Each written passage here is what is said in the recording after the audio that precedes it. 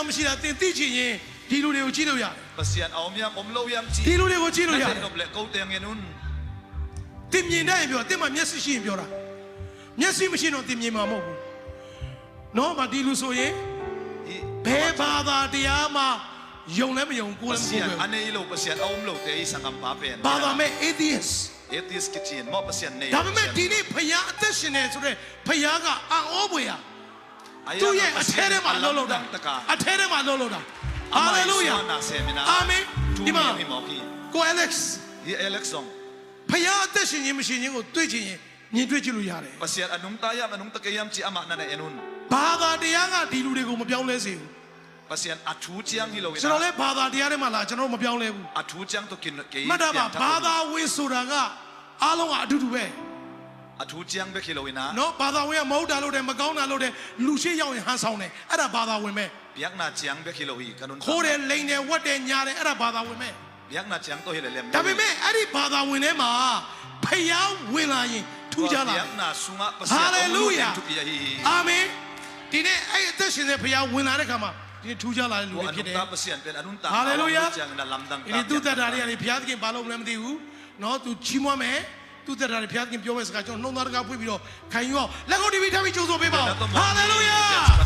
အာမင် အချိန်ပေးတဲ့ကျေးဇူးပါဆရာ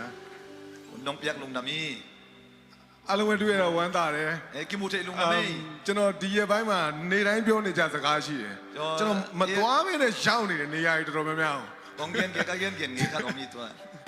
မသွားမင်းနဲ့တကယ်ရောက်နေကျွန်တော်ဒီနေ့ဒီစင်မြင့်ပေါ်လဲ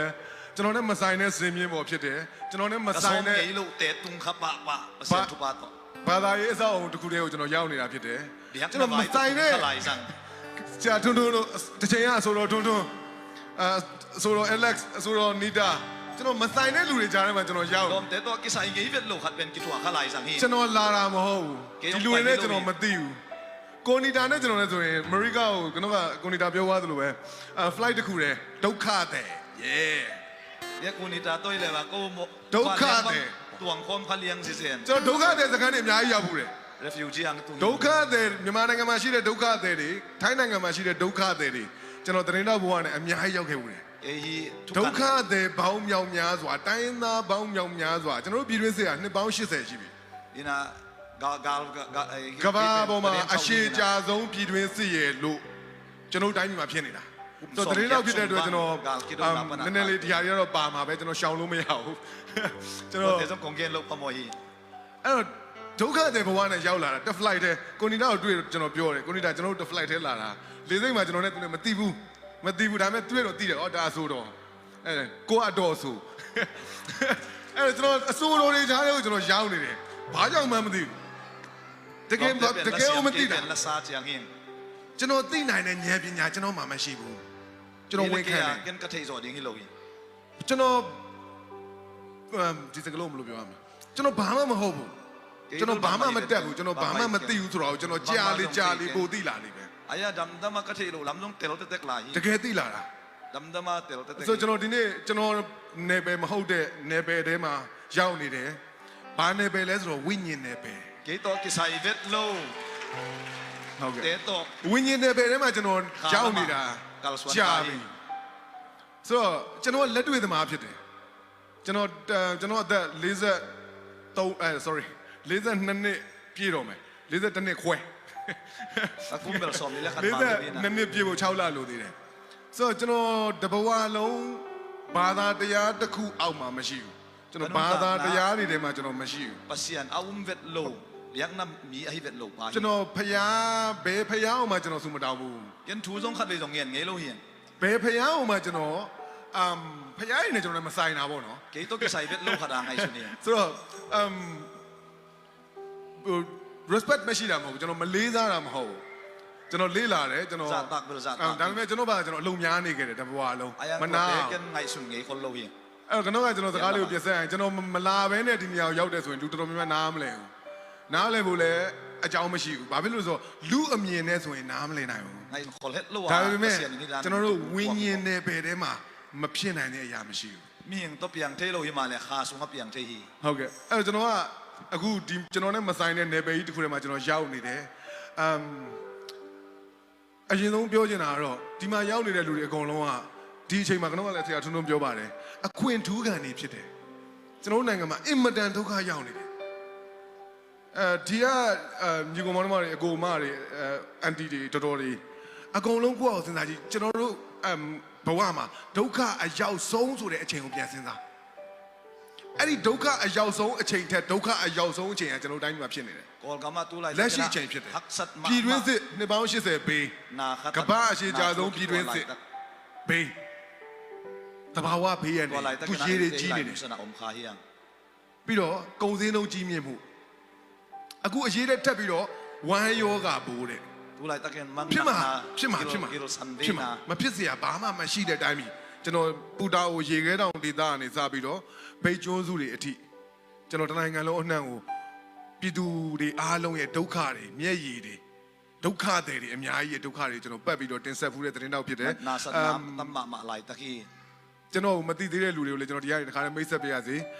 ကျွန်တော် Star Stone လို့ဖြစ်မလာခင်ကျွန်တော်နာမည်ရဲဝင်းသူဧကမင်တက်ပြန်ရဲဝင်းသူဟီဇောယနာကွမ် Democratic Voice of Burma DVB သတင်းဌာန TV အတွက်ကျွန်တော်14နှစ်သတင်းဌာနပနာတူအစင်ပါခတိရင်14နှစ်တိကျွန်တော်သတင်းတောက်အနေနဲ့အစီအစဉ်တင်ဆက်သူအနေနဲ့လုပ်ခဲ့တယ်ဆိုတော့အခုတော့ Star Stone ဖြစ်သွားပြီပေါ့အဲ့တော့ Star Stone ခေါ်ရဲဝင်းသူခေါ်ခြင်းလို့အဆင်ပြေလို့ခေါ်လို့ရပါတယ်အဲ့တော့အမေရိကကိုကျွန်တော်ကကိုနီတာပြောသလိုပဲမလာပဲရောက်တယ်ဂယ်ခေါ်လက်မလာပဲရောက်တဲ့ခကြီးတွေကတိတ်များတယ်လူတာမန်လူအုံနောက်နဲ့စဉ်းစားရင်မလာဘဲနဲ့ရောက်စရာအကြောင်းမရှိဘူးဂယ်ခေါ်လို့ဝတုံချီမတွားဘဲနဲ့ရောက်စရာအကြောင်းမရှိဘူးပိုင်လို့ဝတုံချီထဲလို့ဝိညာဉ်နယ်ပယ်ထဲမှာအကုန်ဖြစ်တယ်ဘာဖြစ်လို့လဲဆိုတော့ကျွန်တော်အခုသိသွားပြီစကလုံးအတိအကျနဲ့ကျွန်တော်ပြောလို့ရသွားပြီကျွန်တော်ဘဝတစ်လျှောက်လုံးမသိခဲ့ဘူးအခုတော့ကျွန်တော်သိတယ်ဝိညာဉ်တော်ဖရာဖြစ်တယ်အဲ့ဒီဝိညာဉ်တော်ဖရာဟာခမည်းတော်အားလုံးရဲ့နှလုံးသားထဲမှာနေရာပေးလိုက်ပြီဆိုရင်သူအလုပ်လုပ်ပြီဆိုရင်ခမည်းတော်ဟာကျွန်တော်ကဆရာထွန်းထွန်းပြောသလိုပဲကြည်ဆိုတာအဲ့ဒါကိုပြောတာဖရာကိုတွေးခြင်းဒီ body ကျွန်တော်တို့ body ကိုကြီးခိုင်းတာမဟုတ်ဘူးနှလုံးသားထဲမှာရှိတဲ့ဝိညာဉ်တော်အဲ့ဒီဝိညာဉ်တော်မကိန်းအောင်ရင်အမီလောဝနာကဆူကျွန်တော်တို့ဘာမှမစီယနာချင်ဝမ်ကဟီဝီဆိုကျွန်တော်ရိုးရိုးသားသားဝန်ခံတယ်ကျွန်တော်တဘောဟာလုံးကျွန်တော်ဖတ်ရှုလေးလာတာတွေကျွန်တော်အတွေ့အကြုံတွေဖြတ်သန်းမှုတွေအများကြီးပေါ့ဗျာထားပါတော့ဒါတွေကကြွားဖို့ပြောနေတာမဟုတ်ဘူးဘာမှသုံးစားလို့မရတာကနုန်တန်နာမိဟင်ဝိုင်တော့ကတော်ဝိညာဉ်တော်ဝိညာဉ်နယ်ပယ်ထဲမှာကျွန်တော်တို့တက်သိထားတဲ့ကျွန်တော်တို့လေးလာထားတဲ့တက္ကသိုလ်တွေမှာလေးလာထားတာတွေကျွန်တော်တို့လုပ်ငန်းဝင်မှာလေးလာထားတာတွေကျွန်တော်တို့ဘဝဖြစ်သန်းမှုရသိလာတာတွေအားလုံးက useless good for nothing ကျွန်တော်တို့ဘာမှသုံးစားလို့မရတာစာငင်နာအဲ့ဒီကျွန်တော်သိတာသိသွားတာဝမ်းနေတာပေါ့လူလေလူကဝမ်းနေတယ်ဟာငါတလုံးငါရဲ့ဖြစ်တည်မှုကြီးကဘာမှသုံးစားလို့မရပါလားဆိုတာကြီးကလူကဝမ်းနေတယ်ဗျဝမ်းနေတယ်အလုံနပ်လို့ဒါပေမဲ့အဲ့ဒါဝမ်းမြောက်စရာကောင်းခြင်းရဲ့အစဖြစ်ကြောင်းကိုကျွန်တော်သိပါတယ်အရင်ကလုံနပ်လို့နာပဲလုံနပ်နာအကိပတ်နာဟီဆိုဒီနေ့ကျွန်တော်ကစကားလေးကိုပြန်ကောက်ရရင်မြန်မာပြည်မှာအကြီးအကျယ်ဒုက္ခပေါင်း16000ဒုက္ခပေါင်းတကယ်ဒုက္ခတရပူစောင်းနေတယ်ကျွန်တော်တို့တိုင်းပြည်မှာအခုဒီမှာရှိတဲ့ညီကောင်မောင်တွေရောညီမတွေရောအကိုတွေရောဦးလေးတွေရောအကုန်လုံးဟာအခွင့်ထူးခံလူဒန်းသားတွေဖြစ်တယ်သူနေနာကောလကမနစတကင်ဟက်ဆန်နိုင်တူလိုက်ခွင့်ထူးခံဒီနေ့ဒီအချိန်မှာဒီနေရာမှာရှိပြီးတော့ခါမိဟမ်ပတ်တဲ့ဟီအစားအသောက်တွေပေါ်များတယ်နက်လေဒွန်ဆောင်တမ်နော်ဝစ်စရာဝစ်စားတွေပေါ်များတယ်လေးမြန်နဲ့ဘုံလာကျဲမနေဘူးဖမ်းမစီးမမပူပါဘူးရေကြီးမနေဘူးနော်ဝမ်ကိုက်ဘိုးတွေမရှိနေဘူးတကယ်တန့်စင်တဲ့အစားအသောက်ကိုစားရတယ်အဲ့ဒီအတွက်ဘုရားသခင်ကိုချီးမွမ်းပါပစီယန်မင်းအဖတ်ရင်အကိစ္စမကြီးကျွန်တော်တောင်းပန်တယ်ဘုရားသခင်ကိုချီးမွမ်းပါပစီယန်မင်းကျွန်တော်တို့စွမ်းလို့မဟုတ်ဘူးနော်အေးဟာငယ်မမတတ်နဲ့ sorry ကိစ္စသေးကင်းနေအဲ့တော့ကျွန်တော်အခွင့်ထူးခံဆိုတဲ့တချင်းအေးပေါ့နော်တချင်းပေါ့နော်ဘုရားသခင်ကိုဂုဏ်ပြုချင်းမို့နဲ့အခွင့်ထူးခံဆိုတဲ့တချင်းလေးကျွန်တော်လည်းအခွင့်ထူးခံလို့ကျွန်တော်ခံစားရတယ်မြတ်တူပီတဲ့မြတ်တူပီကျွန်တော်ဘာမှမတက်တဲ့ဘာမှမသိတဲ့တာမန်လူတယောက်ဟာဒီနေ့အခွင့်ထူးခံဖြစ်နေတယ်နေ့တိုင်းခံစားရတယ်ကျေးဇူးတော်ကိုနေ့တိုင်းခံစားရတယ်ကျေးဇူးတော်တက်တက်ပဲဘမိုင်မယနာပစီယန်တူပါတမ်ပီတက်အဆောင်ကဆန်နာဟန်အဟိနာပစီယန်ဖတ်နန်နေဒီဟင်းရှိတာ